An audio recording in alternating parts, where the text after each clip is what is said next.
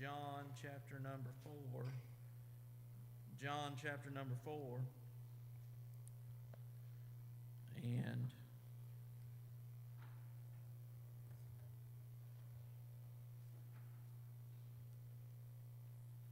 we will continue on. You know, we've been going through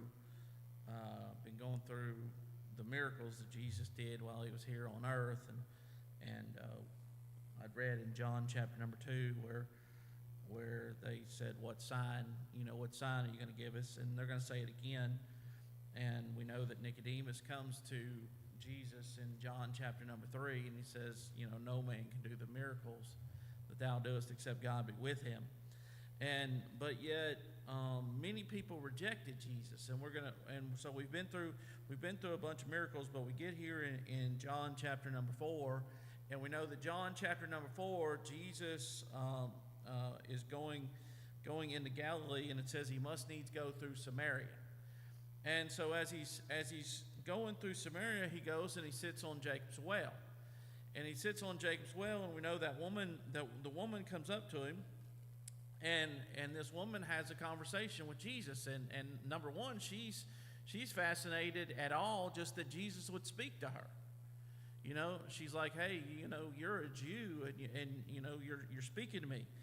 But yet, if you get down, we're going to skip down to verse number 25. In verse number 25, they've had this conversation, and in verse number 25. It says, the woman saith unto him, I know that Messiah cometh, which is called Christ. When he is come, he will tell us all things. Jesus saith unto her, I that speak unto thee am he. And so she says, hey, she said, when Messiah comes, he's going to tell us all things. And Jesus tells her, he said, you're speaking to him. You're speaking to him.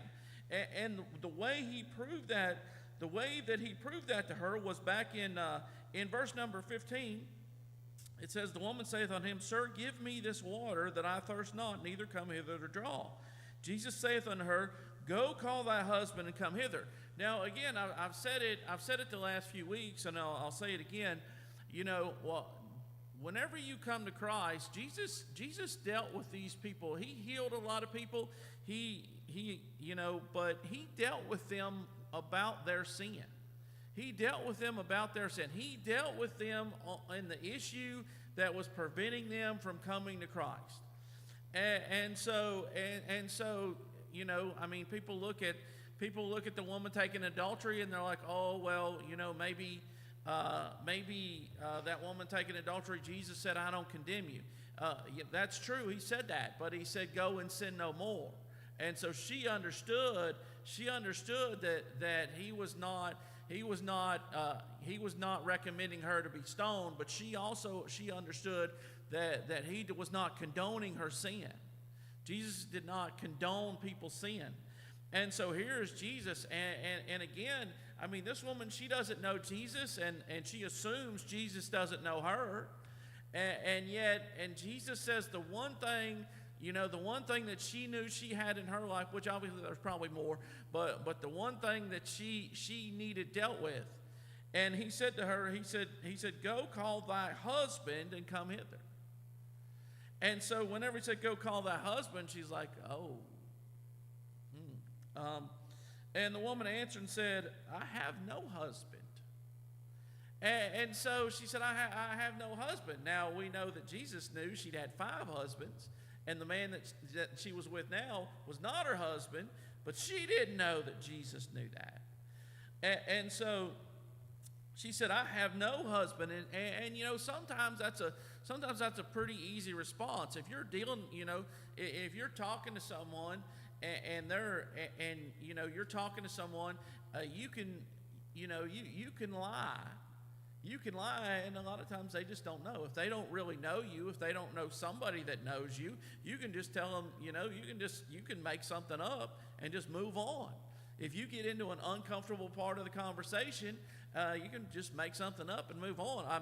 We had a guy that worked with us Jake never got to meet him, and Levi never got to meet him. But if you talk to some of the older guys, if you talk to Greg or TC or something, they'll tell you about this guy. This guy, you couldn't trust him for anything.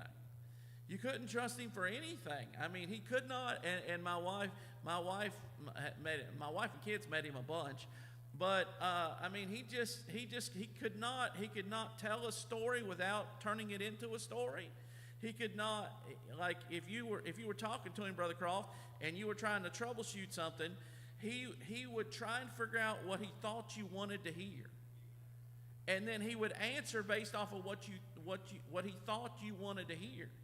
And I'm like, I'd ask him, what about this? Yes. Okay, what about this? Yes. I'm like, no, it's impossible. Both of those cannot be yes. So which one is no? Well, this one. Okay, well then why did you tell me yes? Well, because I thought you wanted me to say yes. I'm like, don't ever do that to me again. Don't you ever do that to me again. If you're calling me, asking me to help, I ask the question, you answer me with an honest answer, or I cannot help you. And so, but sometimes, people are like, it's just easier just to say something. And this woman thought when she told Jesus, I have no husband, she's like, oh, this will be simple. I'll just tell him I don't have a husband. But she didn't know that Jesus asked that question with ulterior motives. He asked that question because he knew what she was going to say. He knew what she was going to say. And because he knew what she was going to say, he knew what he was going to say, and this was going to help her understand that she was dealing with someone different. So look what happens. Jesus said unto her, thou hast well said, I had no husband. She's like, oh, well, look, okay, I'm good. I'm out of it. For thou hast had 5 husbands, and he whom thou now hast is not thy husband. In that saidest thou truly. She's like, oh, wait a second. Yeah, I made that story up, but I didn't get it past this guy. This man that's never seen me before. This man that's never met me before. This man that's a Jew that doesn't have any dealings with the Samaritans. None of that. The woman saith unto him, Sir, I perceive that thou art a prophet. She's like, oh, she said, there's something different about you. I perceive that thou art a prophet. So then she starts talking spiritual.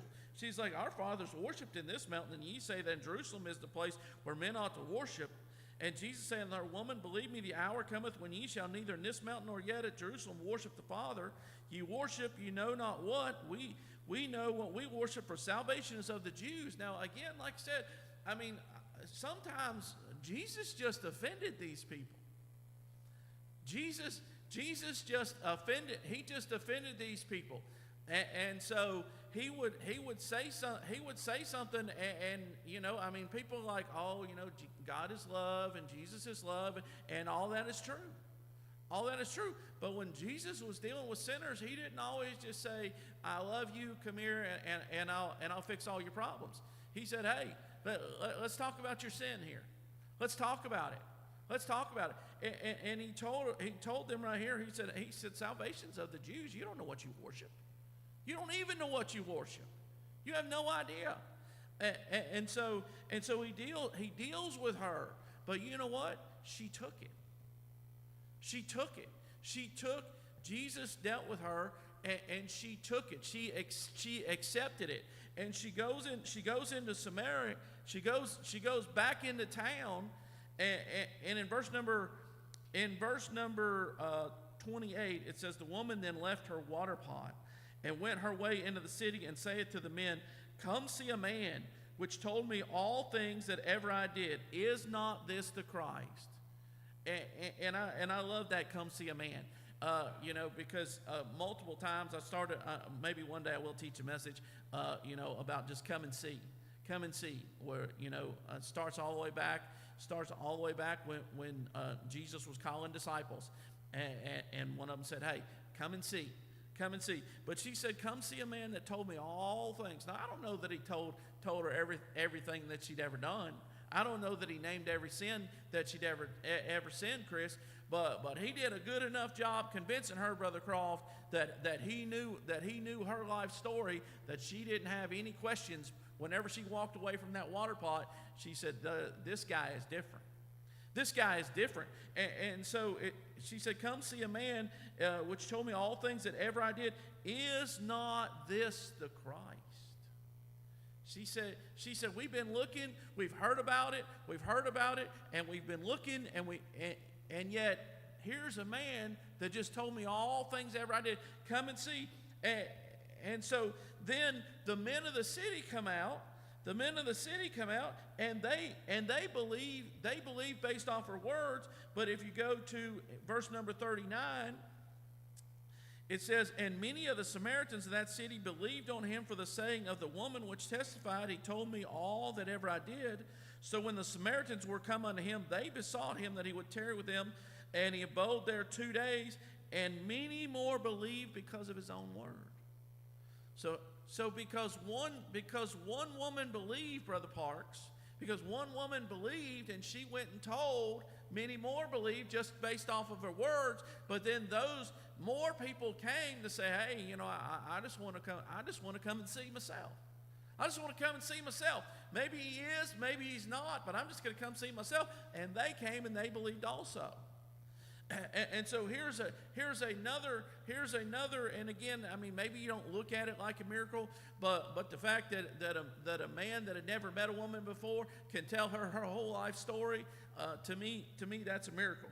But in John chapter number 5, if you go to John chapter 5, which is, right, the next chapter over, it says in verse number 1, and after this there was a feast of the Jews, and Jesus went up to Jerusalem. Now there was at Jerusalem by the sheep market a pool, which is called in the Hebrew tongue Bethesda, having 5 porches.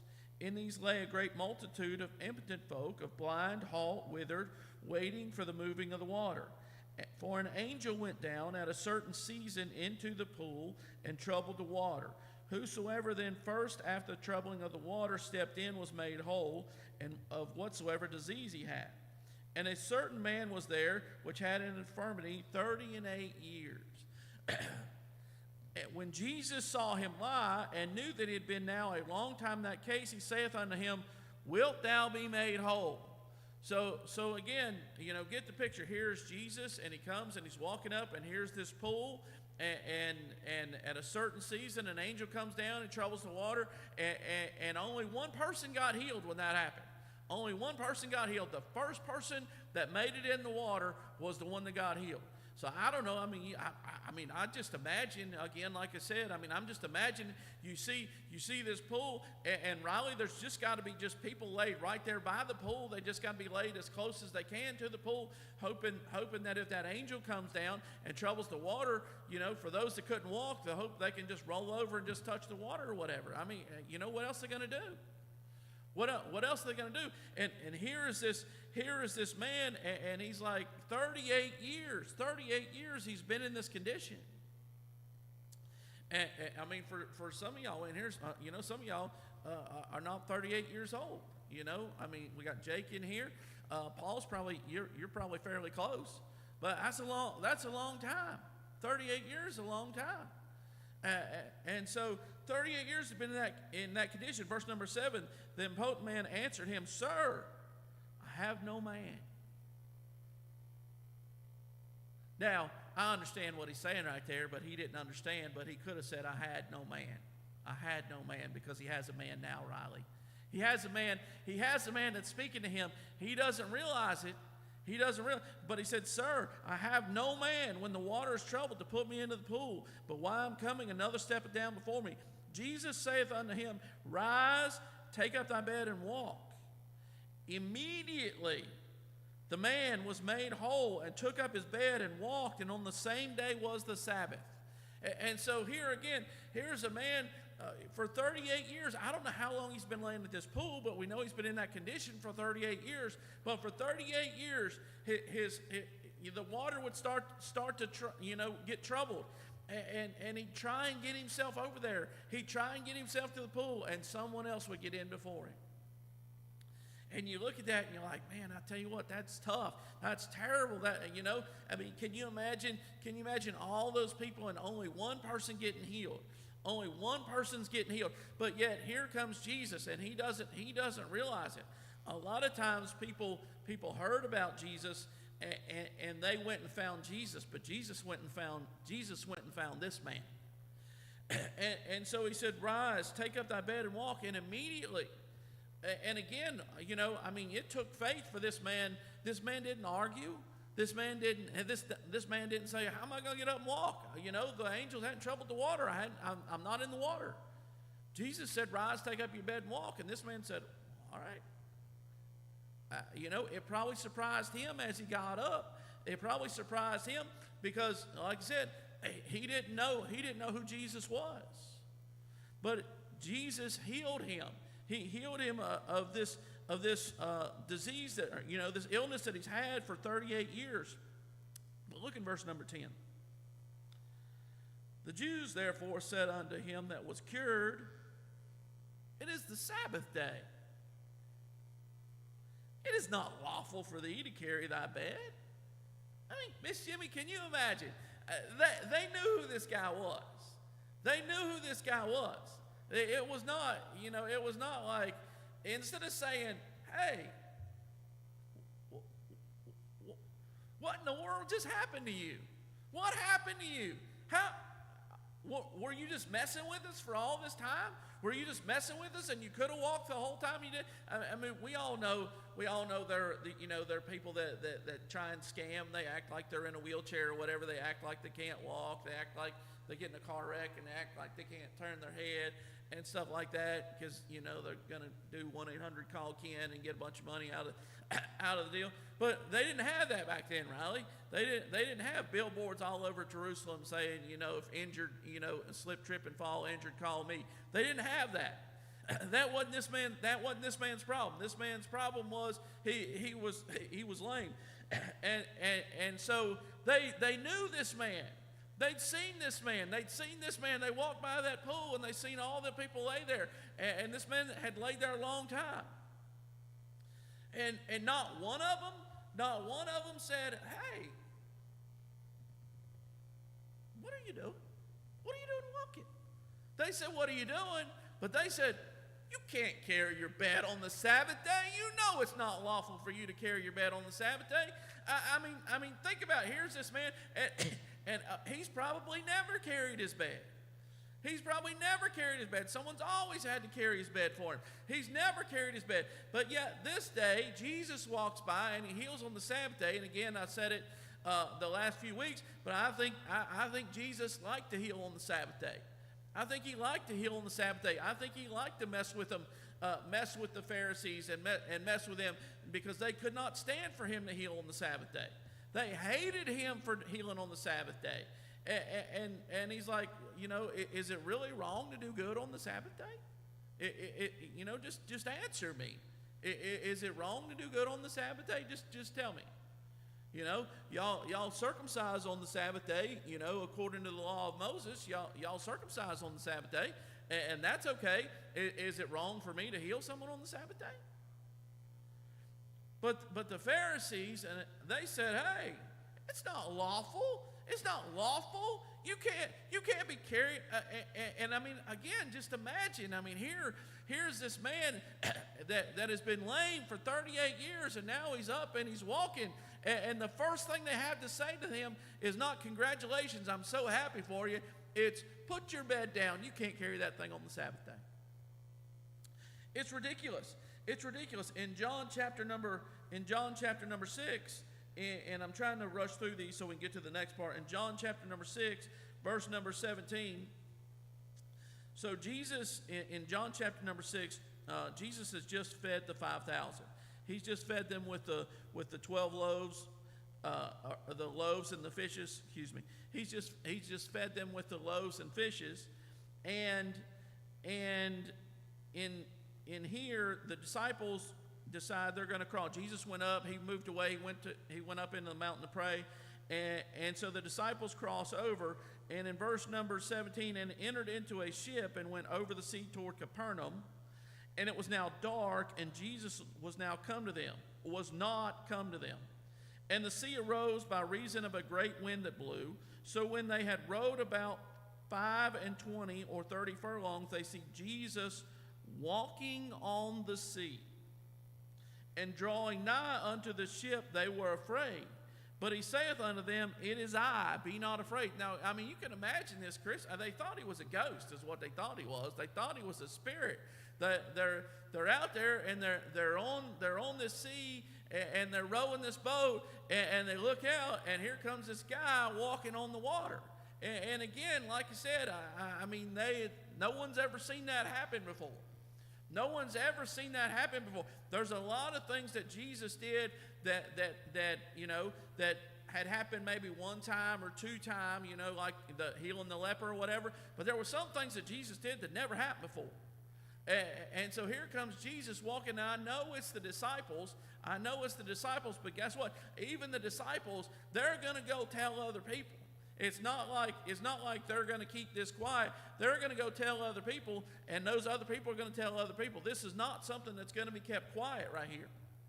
And so here's the disciples, and they're out there, they're rowing that ship, and they look out and they see someone coming to them on the water, and they thought it was a ghost. They were nervous. They were scared.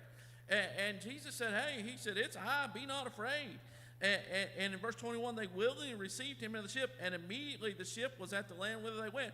And I'm not gonna read it, but the people the next morning, they're looking around like, wait a second, there's only one ship gone, and we know that Jesus didn't get on the ship. But then they cross over and they're like, hey, Jesus is already over there. And even they had to add two and two together and say, wait a second, all right, Jesus didn't get on that ship. He didn't get on the ship and cross over. And there's not any other ship that took him over, so even they added two and two together. But you're going to see, and we're going to skip it right now because we're going to get back to it. But you're going to see that even they're going to ask for a sign.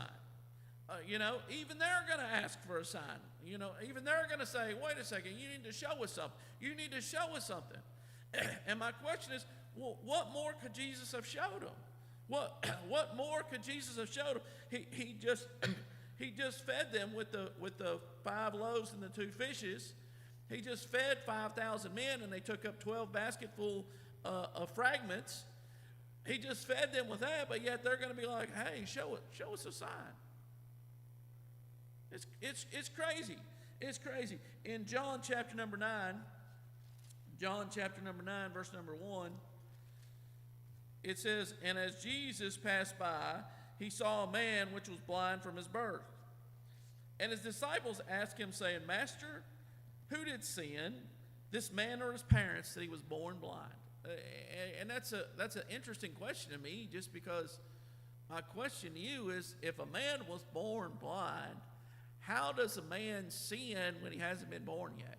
I don't know. They ask, did he sin or did his parents sin, and he was born blind? But anyway, so Jesus answered, "Neither hath this man sinned, nor his parents, but that the works of God should be made manifest in him. I must work the works of him that sent me while it is day. The night cometh when no man can work. As long as I am in the world, I am the light of the world."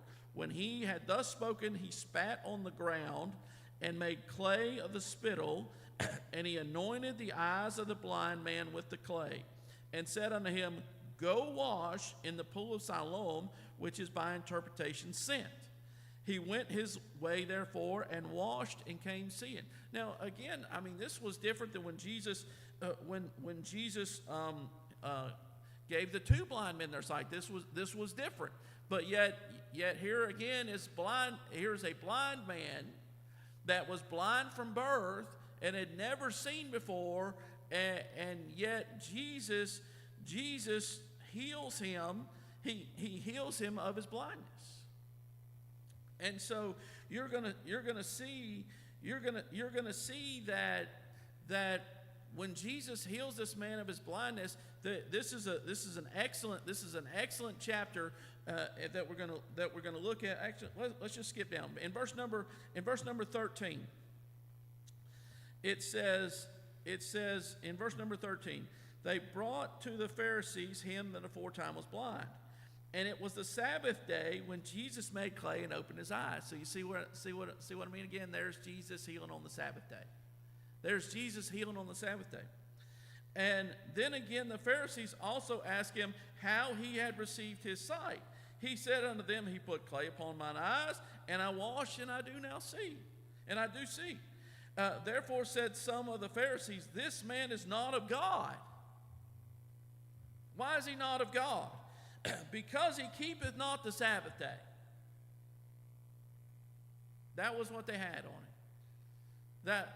That was what they had on it. They had, he doesn't keep the Sabbath day. They refused to look at the miracles, Riley. They refused to look and say, you know what? This guy's blind. He's blind from birth. He's never seen a human being. He's never seen his mother.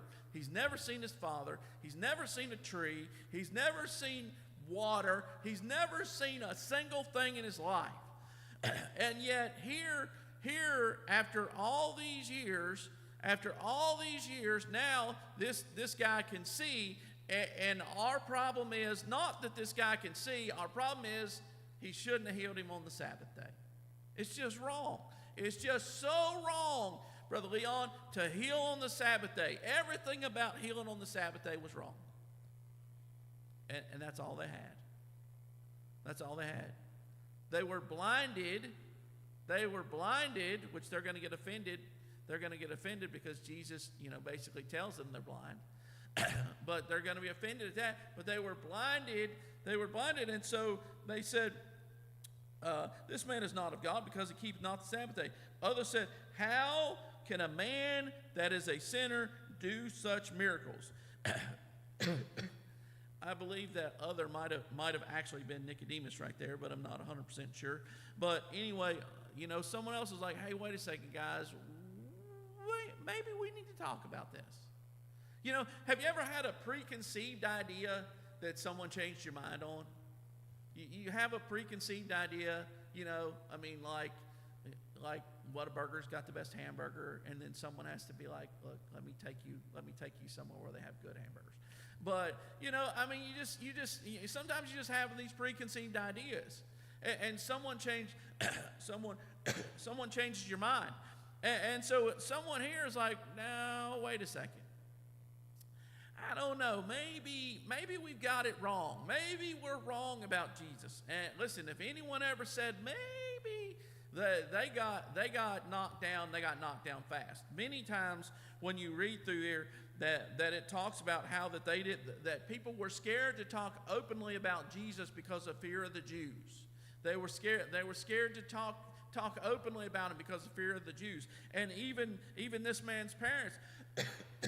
We're going to see in just a second.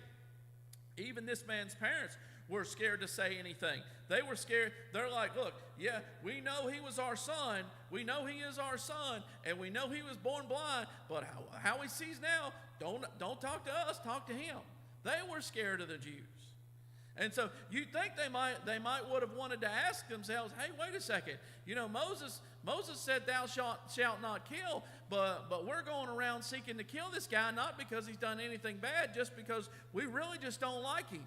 We don't like him because I believe, and we're gonna work through that. I believe they knew who he was. They knew who he was. They knew he was the Messiah, and they sought to kill him anyway. And so in this verse 16, he says, how can a man that is this sinner do such miracles? And there was a division among them. So again, now it wasn't just all of them agreed. Now it's like, wait a second, guys, like maybe, we've been pretty hard on this guy. We've been pretty hard on this fella, but really all we really have on him is he heals on the Sabbath day. It's really all we got. We got nothing else. Everything else, yes, he's around publicans and sinners, but every time he's around publicans and sinners, they walk away different. They're not the same people they were before. It's not like he's partying with publicans and sinners. It's, hey, he was with the publicans and sinners, and now the publicans and sinners are acting different. Anyone he's around, if they truly came to him and sought his help, walked away different. And so there was a division among them. They say unto the blind man again, what sayest thou of him, that he hath opened thine eyes? What's a blind man going to say? What's a man that was born blind And now all of a sudden he can see. What's he going to say, Riley? Well, guys, I'm really upset. I agree with y'all. I agree with y'all. Y'all are right. He was wrong. He should not have healed me on the Sabbath day. Someone pluck my eyes out so I can't go back and see, because it's just wrong that he healed me on the Sabbath day. Well, I mean, what were they expecting him to say, Brother Jay? What were they expecting him to say? He's a bad man. He is a bad, bad man because he healed me on the Sabbath day. Can I go now? Because I got a lot of stuff I hadn't seen before I want to go see. There's a lot of stuff that I've never seen before that I'd like to go see. So, all right, y'all, I know what y'all want to hear. Y'all want to hear he was a bad man. He was a bad man. All right, I got some things I'm going to go see.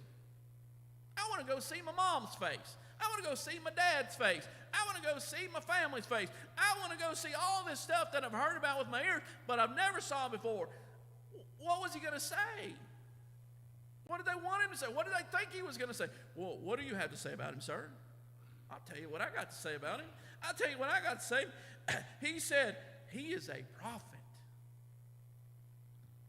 But the Jews did not believe concerning him that he had been blind and received his sight until they called the parents of him that had received his sight. And they asked them, saying, is this your son, who ye say was born blind? How then doth he now see? They knew, they done heard the story. It was not secret. Jesus didn't do it in secret. And yet they're like, is this your son that you say was born blind? We're not even sure he ever really was blind. Again, they're grasping at straws. They're grasping at nothing. You ever, most of y'all probably don't argue, but you ever argued with someone and they've got nothing? They've got nothing, but they're holding on to their nothing really tightly. They're adamant about their nothing that they're arguing about. And you're like, a man told me one time, we were talking about a subject, and me and another person were having a disagreement, and the man said, there was a man in the land of Uz whose name was Job, and I kind of looked at him. He said, say that to them next time, and when they say, well, what's that got to do with anything? About the same as what your argument is right now. Nothing. It has nothing to do with what we're talking about, but you're holding on to it really tightly. And so they had nothing, but yet in verse 19 they asked him, saying, is this your son, who you say was born blind? How then doth he now see? His parents answered them and said, we know that this is our son, and that he was born blind, but by what means he now seeth, we know not. Or who hath opened his eyes? We know not. He's of age. Ask him. He shall speak for himself. These words spake his parents because they feared the Jews. For the Jews had already agreed that if any man did confess that he was Christ, he should be put out of the synagogue. So they're like, hey, we want this answer. We want this answer. But understand, if you give us this answer and we don't like your answer, we're kicking you out of the synagogue. All they had on Jesus was he healed on the Sabbath day. But they hated him so much that they're like, look, here's a mom and a dad whose son had never seen them before. The first time he'd ever seen his mom's face. The first time he'd ever seen his dad's face. And now he sees them. And they're like, and they were scared to answer the Jews because they were scared to say, what do you want me to say? My boy was born blind, and this man healed him. What a great man he is. That's what, no doubt that's what they wanted to say. But they were scared to say that. I mean, imagine that. Imagine that. They were so scared of the Jews that here's their son that's been healed that now can see, and they're like, it's our son. He was born blind. Anything else, you ask him, don't ask us. It's craziness. It's craziness. And so in verse number 23, it says, therefore said his parents, he is of age. Ask him, like, look, we're out. Verse 24, then again called they the man that was blind and said unto him, give God the praise. We know that this man is a sinner. He answered. Now this boy, I just like this boy. I don't know if y'all. There's certain characters in the Bible I like more than others, and I like this guy. I just like him. And so he answered and said, whether he be a sinner or no, I know not. One thing I know, where I was blind, now I see. He said, look, boys, I don't know. I don't want in the midst of your religious argument here. All I know, this is all I know. When I woke up this morning, I couldn't see a thing. Now I can see. That's all I know, boys. I don't know what to say. If this man was a sinner and I can see, okay. If he's of God and I can see, then good. But I don't know what you want me to say. What do you want me to say? They said unto him, what did he do to thee? How opened he thine eyes? He answered them, I have told you already, and ye did not hear. Wherefore would you hear it again? Will you also be his disciples? You know they hated it. You know they hated that. They hated that. Here's this guy, and again, Brother Jay, if you weren't on their level, if you didn't have their level of religion, you were looked down on. They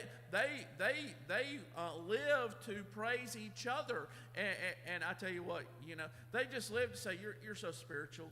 You're so spiritual. You're so holy. You're so spiritual. You keep the Sabbath day so well. You're so strict in all those things. You know the Torah so well. They just wanted to praise each other.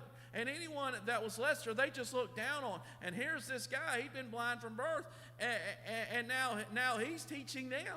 And he said, hey, if I tell you again, will y'all be his disciples? If I tell you my story again, will you be his disciples? Verse 28, then they reviled him and said, thou art his disciple, but we are Moses' disciples. We know that God spake unto Moses, as for this fellow, we know not from whence he is. The man answered and said unto them, and I love this, why, herein is a marvelous thing, that ye know not from whence he is, and yet he hath opened my eyes. He said, boys, I don't know, y'all are losing this argument. Y'all are losing this argument right here. I'm not here to argue. I'm just telling you I was blind and I'm not blind anymore. Y'all are the ones saying this man's a sinner. I didn't say anything about him. I just said I'm blind, now I see. And y'all say he was a sinner, and yet now you say you don't know whence he is. But I'm just telling you that here's a marvelous thing that whence yet he hath opened mine eyes. Now we know. Here's this blind man. That's not a blind man anymore. In verse number 31, he says, now we know that God heareth not sinners. He threw it right back in their face, Brother Parks. He said, look, boys, y'all can try and convince yourselves all you want to that he's a sinner. And you can get all upset about it if you want to, that he heals on the Sabbath day. You can get all upset about it if you want to. But I'm just telling you that we know that God heareth not sinners. But if any man be a worshiper of God and doeth his will, him he heareth. He says, since the world began, was it not heard of that any man opened the eyes of one that was born blind? He said, guys, tell me another. He said, I've lived my whole entire life hopeless. I have lived my whole entire life hopeless. I never, there was no doctor, there was no physician, there was no prophet, there was no priest, there was nothing that could be done for a blind man. There was nothing that could be done for a blind man. We know we looked at it last week in a different passage where Jesus healed 2 blind men. But understand right here, he said, look, I've lived my whole entire life hopeless. It's never been done before. No one has ever opened the eyes of a blind man. Now, y'all may want to tell me that he's a sinner. I'm just going to tell you, guess what? I ain't buying it. I ain't buying it. He said, since the world began, it is not heard of that any man opened the eyes of one that was born blind. If this man were not of God, he could do nothing.